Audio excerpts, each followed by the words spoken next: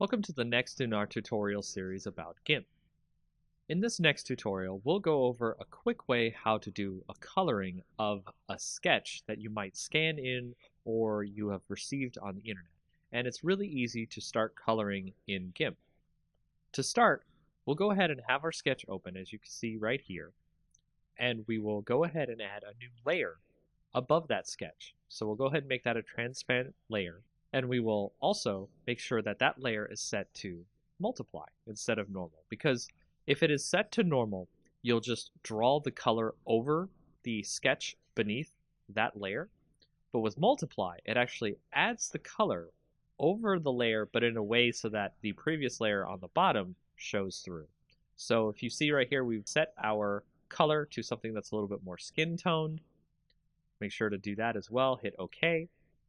And then we will start coloring in over top our sketch. And you can see just by coloring in here with the color that we picked, a nice skin tone color, we can start to get the sketch to look more like something that is 3D or an actual colored in sketch.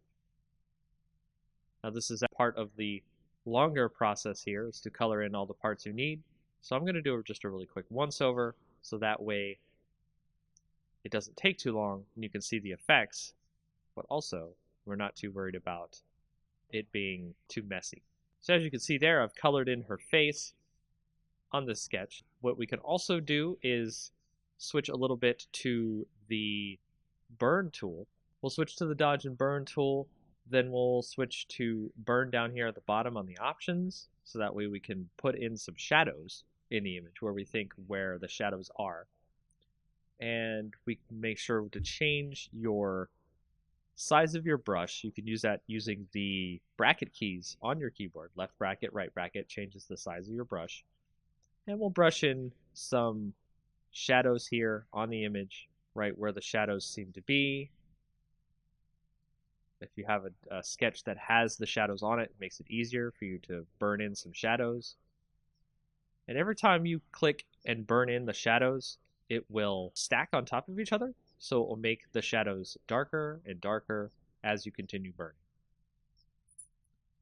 Now you can see that there are lines here that we can easily tell between the color and the shadows.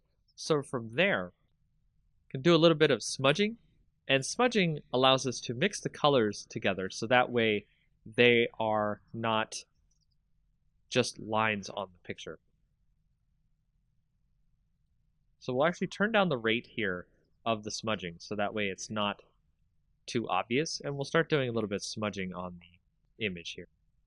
We can make the lines turn into actual colors instead of very apparent as lines.